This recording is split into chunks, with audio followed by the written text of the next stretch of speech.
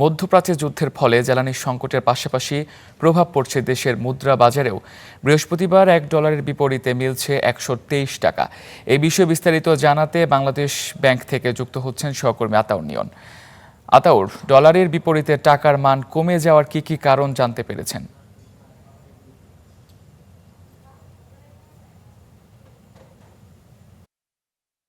যেমনটি বলছিলেন যে মধ্যপ্রাচ্যের যুদ্ধের ফলে কিন্তু জ্বালানি সংকট ইতিমধ্যে দেশে একটি আতঙ্ক তৈরি হয় এবং আমরা দেখেছি যে সংঘাত শুরু হওয়ার পর থেকেই জ্বালানি যে পেট্রোল পাম্পগুলো রয়েছে সেখানে দীর্ঘ সারি এবং ভোগান্তির একটি চিত্র আমরা দেখেছি। তো একইভাবে এই মধ্যপ্রাচ্যের যুদ্ধের ফলে যে ডলারের দাম সেটা বৈশ্বিক বাজারে কিছুটা ঊর্ধ্বমুখী দেখা গেছে এবং একটি চাহিদা তৈরি হয়েছে বিপরীতে যে এই যুদ্ধ যদি দীর্ঘায়িত হয় তাহলে হয়তো ডলারের দাম ঊর্ধ্বমুখী হবে। যেমনটি আমরা এই ব্যাংকের যেই এখন আমরা মতিঝিলের সোনালী ব্যাংকের যে কর্পোরেট শাখা রয়েছে সেই কর্পোরেট শাখায় ডলারের যেই এখানে সর্বশেষ তথ্য অনুযায়ী যেটি জানতে পারলাম যে এখানে 123 টাকা মিলছে একটি প্রতিটি ডলারের দাম, যেটা আমরা গত কিছুদিন আগে দেখেছি 122 টাকা 30 পয়সাও বাংলাদেশ ব্যাংক ডলারের দাম যাতে কমে না যায় এই কারণে মার্কেট থেকে কিনে নিয়েছে।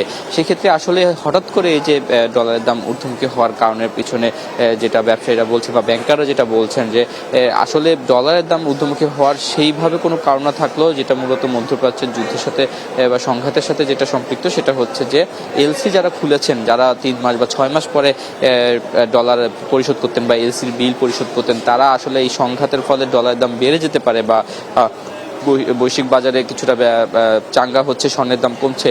তো এই আশঙ্কা থেকে সেই যে ডলারের দাম যদি 3 মাস বা 6 মাস পরে সে বেশি দামে কিনে এলসির বিল পরিশোধ করতে হয়, সেই বিলটা এখনই এই 122 টাকা থেকে সে 122 টাকা 30 পয়সার মধ্যে কিনে আসলে সেই বিলটা পরিশোধ করার একটি চাপ সৃষ্টি হয়েছে। তবে ব্যাংকাররা যেটা বলছেন যে ডলারটা কিন্তু বাহিরে চলে যাচ্ছে না, ডলারটা কিনে ব্যাংকের কাছে পরিশোধ করে ব্যাংকেই রাখা হচ্ছে।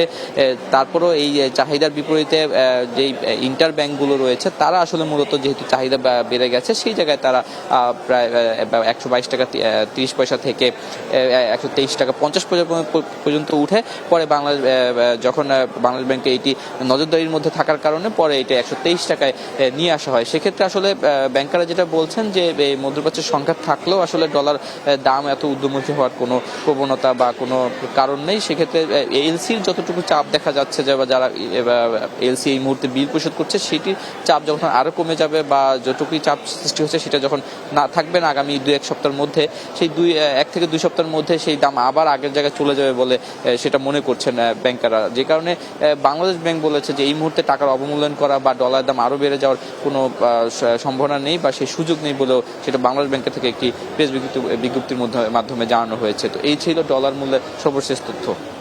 ধন্যবাদ আতাউর।